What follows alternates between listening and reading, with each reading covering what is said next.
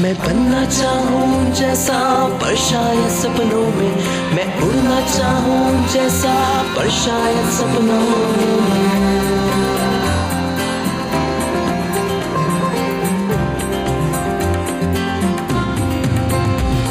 सपनों की है उड़ान, कांटे बन गए फूल समान, रोक न पाए वो मुझको मुट्ठी में मेरी है आसमान।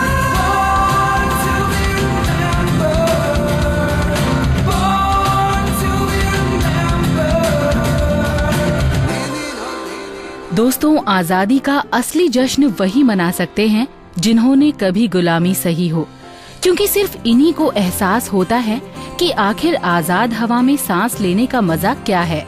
आज बॉर्न टू बी रिमेम्बर्ड में मैं बबीता जैन आपको मुखातिब करवा रही हूँ एक ऐसे ही आजादी के जश्न से, जिसे 4 जुलाई को एक अलग ही ढंग में मनाया जाता है।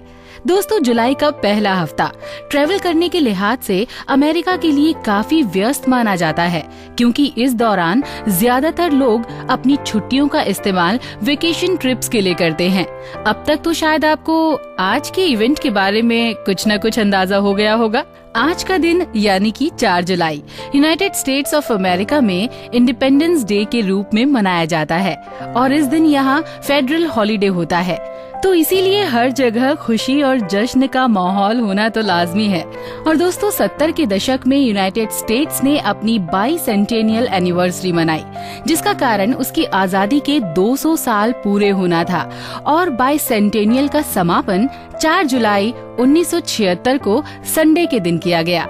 इस बाइसेंटेनियल की नींव इस इवेंट से करीब 200 साल पहले 2 जुलाई 1776 में रखी गई। ये मौका था ग्रेट ब्रिटेन के चंगुल से अमेरिका के आजाद होने का। इस वक्त ग्रेट ब्रिटेन से 13 कॉलोनीज को आजाद किया गया था। इस दिन सेकेंड कॉन्टिनेंटल कांग्रेस ने यूएसए के इंडिपेंडेंस रेजोल्यूशन को अप्रूव किया था। इस रेजोल्यूशन में थोड़े से बदलाव किए गए और 4 जुलाई 1776 को यूएसए को आजाद करार कर दिया गया। वो दिन था और आज का दिन है कि पूरे अमेरिका में दिवाली जैसा नजारा नजर आता है। इसके अलावा 2 जुलाई को आज भी अमेरिका के इतिहास में बहुत ही यादगार पल के रूप में जाना जाता है। इस मुद्दे पर बहुत से इतिहासकारों का मानना ये भी है कि कांग्रेस ने इस डिक्लेरेशन को इसके लागू होने के 1 महीने बाद यानी 2 अगस्त में साइन किया था, लेकिन इसे साइन करने वाले लोगों ने इस बात से इनकार करते हुए कहा कि हमने ये डिक्लेरेशन जुलाई में ही साइन किया था। We hold these truths to be self-evident, that all men are created equal, that they are endowed by their Creator with certain unalienable rights, that among these are life, liberty, and the pursuit of happiness.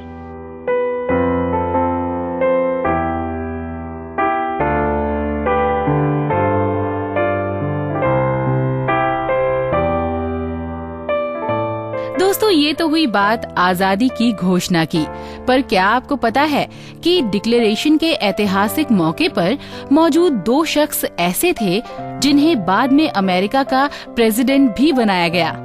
चलिए मैं ही बता देती हूँ उनके नाम क्या हैं। John Adams और थॉमस जेफरसन।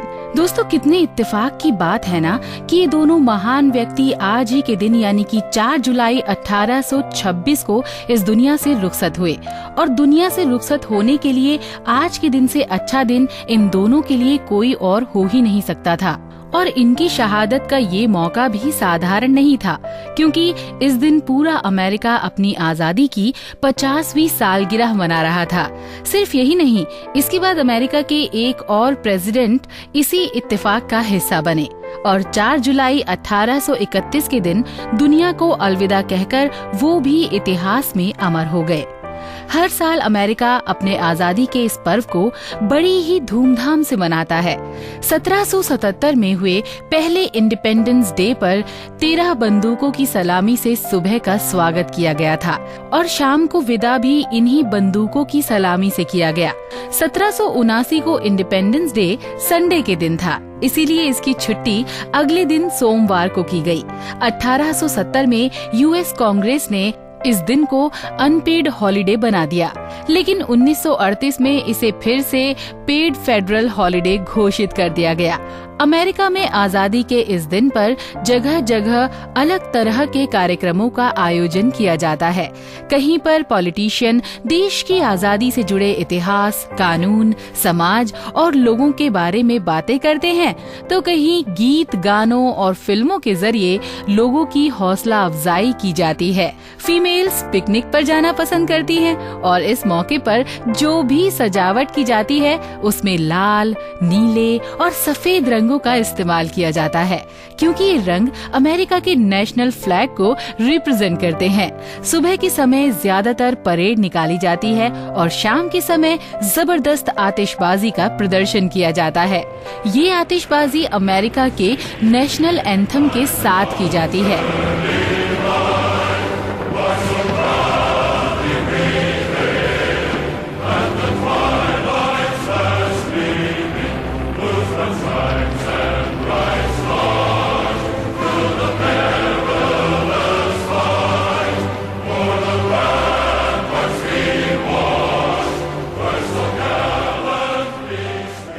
जहां एक तरफ अमेरिका 4 जुलाई को इंडिपेंडेंस डे के रूप में मनाता है, वहीं फिलीपींस में इस दिन को रिपब्लिक डे के रूप में मनाया जाता है और रवांडा इसे लिबरेशन डे के रूप में सेलिब्रेट करता है।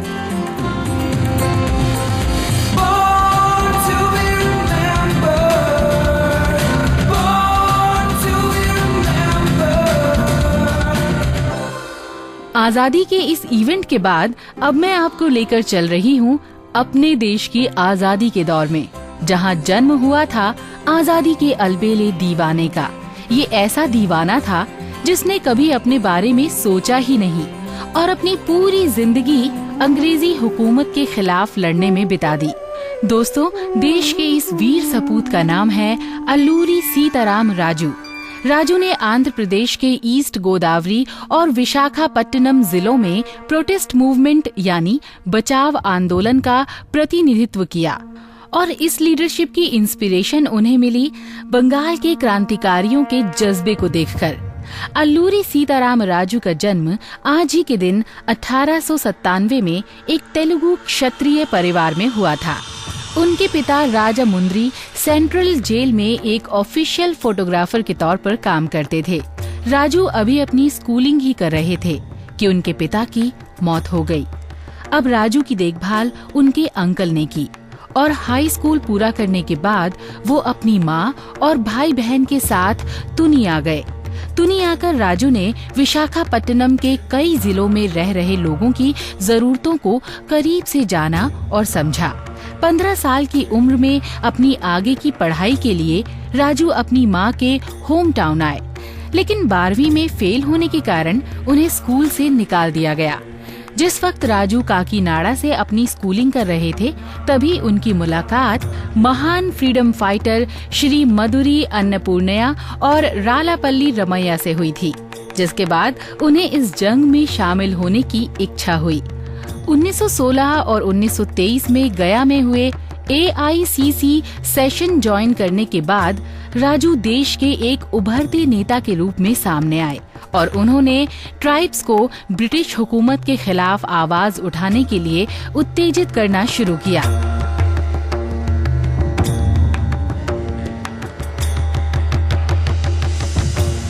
जल्द ही राजू की ये योजना आग में बदल गई और उन्होंने ब्रिटिशर्स की नींद हराम करना शुरू कर दिया। ट्राइबल एरियाज में गरीब और अनपढ़ लोगों पर अंग्रेजों के अत्याचार हद से बढ़ चुके थे, लेकिन फिर भी उनमें से कोई भी आवाज उठाने की हिम्मत नहीं कर पा रहा था। राजू ने इसी समय का लाभ उठाया, ट्राइबल्स को उनके हक के लिए प्रेरित करना शुरू कर दिया। उस क्षेत्र की अलग अलग ट्राइब्स को इकट्ठा किया और फिर उन्हें गोरिल्ला वॉरफेयर ट्रेनिंग देना शुरू किया, ताकि देश की आजादी में सब एक साथ लड़ सके। राजू के प्रयास दिन पर दिन तेज और खतरनाक होते जा रहे थे। आजादी की आग आंध्र प्रदेश के हर ट्राइबल एरिया तक पहुंच चुकी थी और फिर 22 अगस्त 1922 को उनकी सेना ने चिंतापल्ली पुलिस स्टेशन पर धावा बोल दिया। अगले दिन यानी कि 23 अगस्त को वो सब कृष्णा देवी पेट पुलिस स्टेशन में घुसकर बहुत सारा हथियार और बारूद लेकर भाग निकले। इस दौरान उन्होंने जेल से क्रांतिकारी वीरया दौरा को आजाद करवाया। राजू और उनके साथियों की बढ़ती गतिविधियों से ब्रिटिश सेना अब अलर्ट हो गई थी। लेकिन जो वीर होते हैं वो दुश्मन को कभी भी अपने से बड़ा नहीं मानते हैं और उनके हर एक वार का जवाब देना अच्छी तरह से जानते हैं। देखते ही देखते राजू और ब्रिटिशर्स के बीच जंग अब हर रोज होने लग गई थी। 1922 से 1924 तक सीतारामा राजू ने एक बड़े क्षेत्र को अपने आंदोलन में शामिल कर लिया था, जिस कारण अंग्रेजों के मन में कहीं न कहीं राजू के नाम का डर भी बैठ गया था। उनकी एक्टिविटीज को बढ़ता देख अंग्रेज चौकन्ना हुए और राजू को कमजोर करने के लिए असम राइफल्स जैसी ताकतवर सेना को उस क्षेत्र में लड़ाई के लिए तैनात कर दिया। अंग्रेजों के इस जाल से ये देशभक्त क्रांतिकारी ज्यादा दिनों तक बच नहीं पाया और एक दिन उनके शिकंजे में फंसकर ये वीर वहीं शहीद हो गया। राजू ने थोड़े से समय में ही अंग्रेजों को इस बात का एहसास करवा दिया था कि भारत पर राज करने का अब उनका सफर पूरा हो चुका है। आजादी की आग देश के हर कोने में जल रही है, इसीलिए एक राजू को मारकर उनकी जीत किसी काम नहीं आएगी। आजादी के अपने आंदोलन के दौरान वहाँ के लोकल लोग राजू को मान्यम वीरदू के नाम से बुलाते थे, जिसका मतलब होता है हीरो ऑफ द जंगल।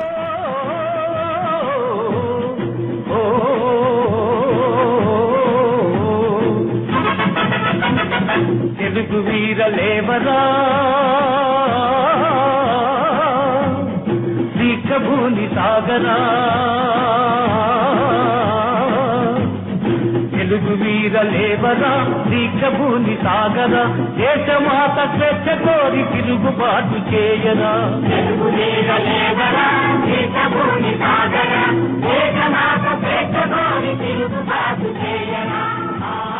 देश के इतिहास में अमर शहीद के रूप में जाने जाने वाले इस वीर सपूत की स्टैचू विशाखापट्टनम के बीच रोड पर लगाई गई है। 1986 में भारतीय डाक विभाग ने उनके सम्मान में डाक टिकट भी बनाया था। तेलुगु में आई फिल्म अल्लूरी सीतारामा राजू इसी महान योद्धा के जीवन पर आधारित थी। राजू की एकमात्र फोटोग्राफ हैदराबाद के स्टेट आर्काइव्स में आज भी सुरक्षित है। ये तस्वीर उनके मरने के वक्त खींची गई थी। आज इस महान वीर को देश के साथ साथ बॉर्न टू बी रिमेम्बर्ड की पूरी टीम भी सलाम करती है।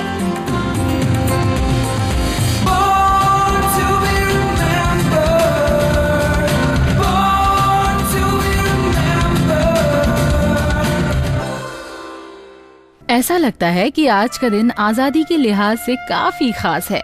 दोस्तों, अब हम जिस पर्सनैलिटी के बारे में आपसे बात करने जा रहे हैं वो भी एक वीर सैनिक ही है, जिन्होंने देश के लिए अपना सब कुछ दे दिया। सब कुछ मतलब सब कुछ। लेकिन इसके बावजूद उन्हें सरकार की तरफ से वो सम्मान कभी नहीं मिला जिसके वो हकदार हैं। War is not the answer. Violence is not the solution. A more peaceful world is possible. ये शब्द इसी महान शख्स के हैं जिसके बारे में आज हम बात कर रहे हैं।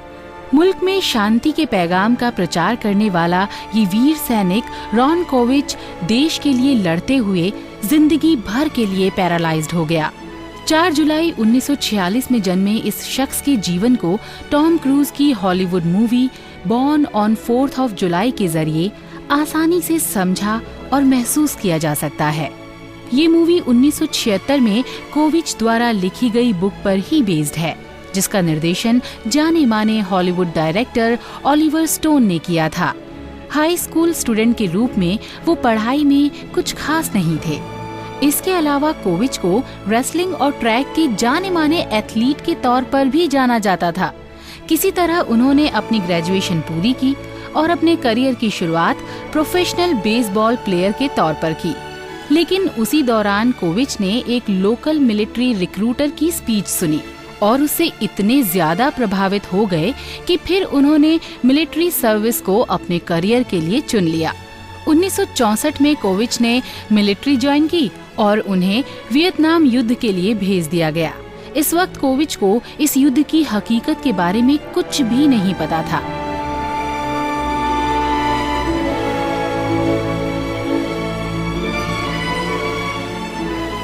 लेकिन जैसे जैसे समय बीतता गया, एक एक करके हकीकत उनके सामने आने लगी।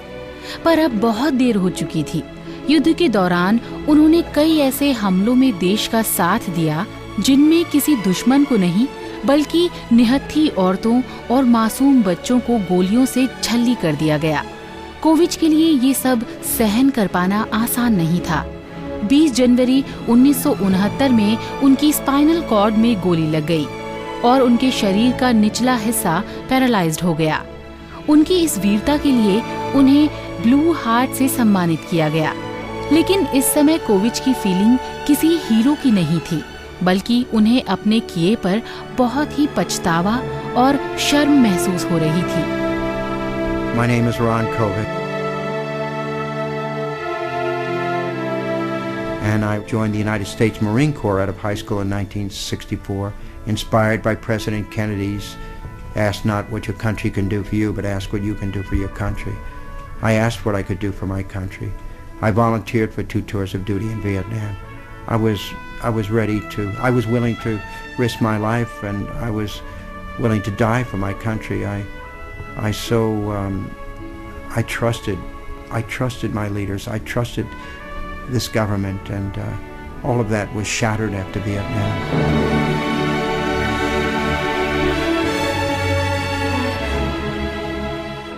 इसके बाद जब कोविच ये सोचकर न्यूयॉर्क वापस लौटे कि उनका स्वागत एक हीरो की तरह होगा, लेकिन ऐसा कुछ भी नहीं हुआ और उन्हें उन सभी लोगों का गुस्सा झेलना पड़ा जो इस युद्ध से खुश नहीं थे।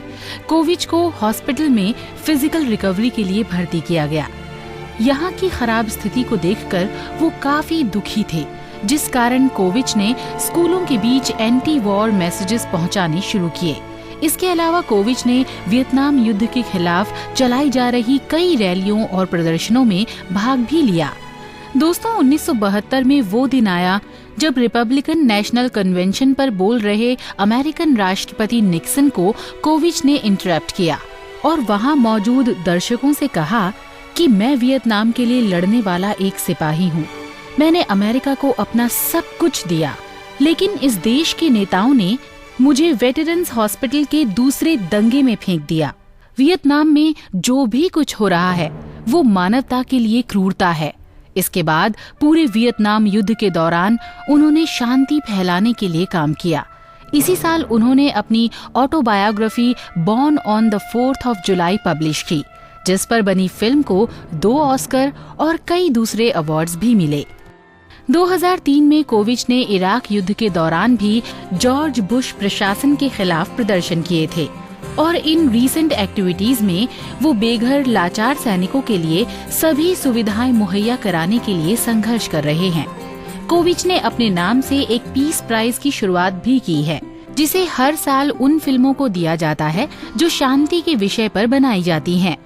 टाइम मैगजीन ने उन्हें हीरो ऑफ पीस का दर्जा दिया है और उन्हें गांधी व मार्टिन लूथर किंग के फॉलोअर्स के रूप में एस्टैब्लिश करने की कोशिश की है। आज हमारी पूरी टीम शांति के इस प्रचारक रॉन कोविच को उनके जन्मदिन पर ढेर सारी शुभकामनाएं दे रही है।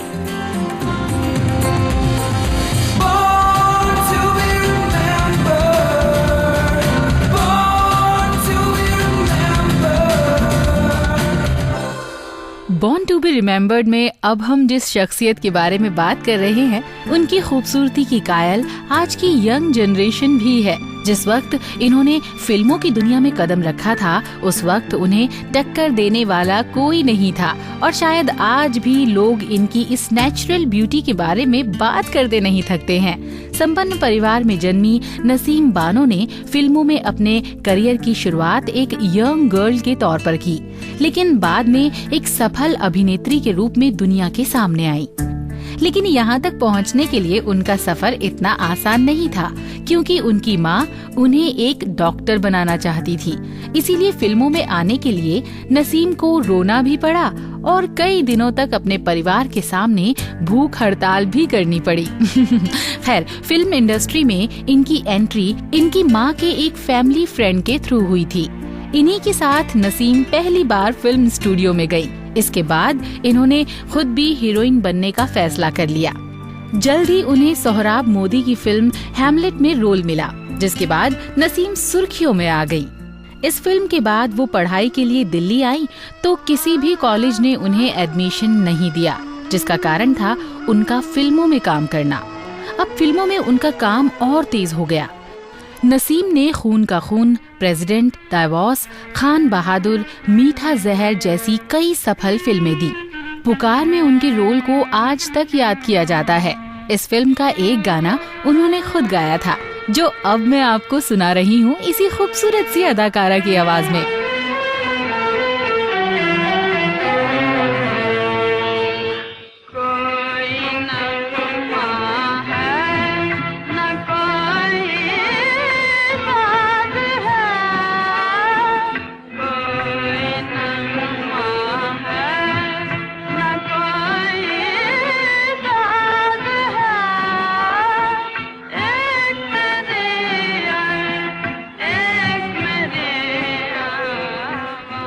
दोस्तों, इस गाने के लिए नसीम ने 2 साल ट्रेनिंग ली थी। 50 के दशक तक उनकी उम्र 30 साल की हो चुकी थी, लेकिन अपने से 10 साल छोटे यंग हीरो के साथ भी उनकी जोड़ी कमाल की लगती थी। इनके पति एक प्रोड्यूसर थे, जिनके साथ भी नसीम ने चांदनी रातें, बेगम, मुलाकात, ताजमहल जैसी कई फिल्में की। लेकिन मिड 50s में उन्होंने फिल्मों को अलविदा कह दिया। यहाँ तक कि नसीम बानो ने उस समय के जाने माने निर्देशक और निर्माता गुरुदत्त की फिल्म प्यासा के लिए भी इनकार कर दिया था। अब वो अपना टाइम अपनी फैमिली और अपनी बेटी सायरा बानो के साथ बिता रही थी। इसी के साथ नसीम ने कपड़ों की डिजाइनिंग का काम शुरू कर दिया। उनकी डिजाइन की हुई साड़ियाँ और कई दूसरी ड्रेसेस उनकी बेटी सायरा बानो ने अपनी कई फिल्मों में पहनी भी हैं। आज भी जब कभी नसीम की फिल्में टीवी पर आती हैं, तो उन्हें देखकर दिल बस यही कहता है, ये खूबसूरती और कहीं नहीं।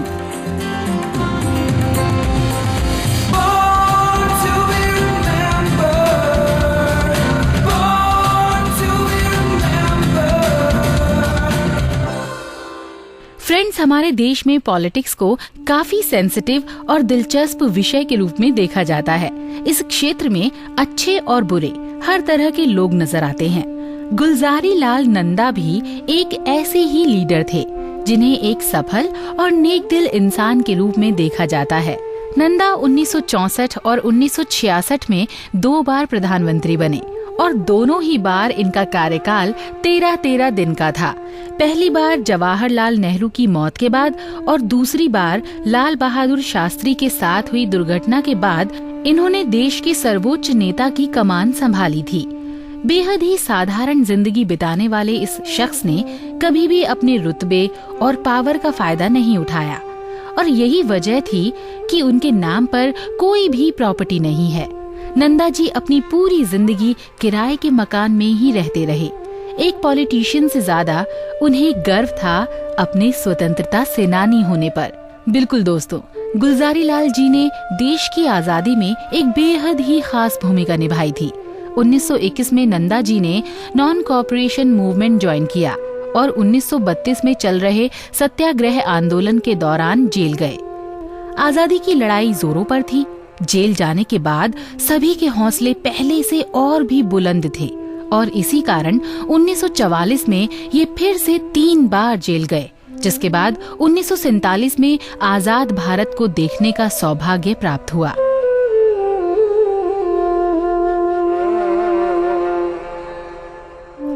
गुलजारी लाल जी ने अपनी जिंदगी की शुरुआत एक एजुकेटर के तौर पर की थी, लेकिन बाद में इन्होंने राजनीति के क्षेत्र में अपना कदम रखा। 1946 से 1950 तक ये लेबर मिनिस्टर के तौर पर कार्यरत रहे थे। बिना किसी स्वार्थ के उन्होंने हमेशा देश की तरक्की में अपना योगदान दिया और ये नंदा जी के प्रयासों का ही नतीजा था, कि देश में Indian national trade union Congress की स्थापना हुई। गुलजारी लाल जी उसूल के पक्के इंसान थे, इसीलिए उन्हें मैन ऑफ प्रिंसिपल के नाम से भी जाना जाता है। उन्हें एक फ्रीडम फाइटर होने के नाते हर महीने 500 रुपए मिलते थे। देश के प्रति नंदा जी की ईमानदारी और डेडिकेशन को देखते हुए उन्हें 1997 में भारत रत्न से भी सम्मानित किया गया था और 1998 में खुददारी से इस दुनिया से रुखसत हो गए। देश के इस सिपह सलार को हम सबका सलाम।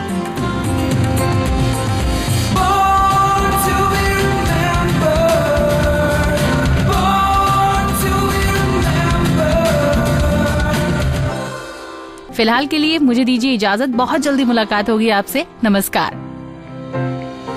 मैं बनना चाहूँ जैसा पर शायद सपनों में, मैं उड़ना चाहूँ जैसा पर शायद सपनों में।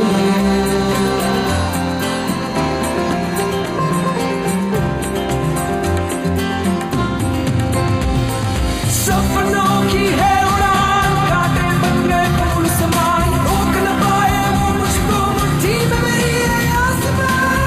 Born to be remembered, born to be remembered।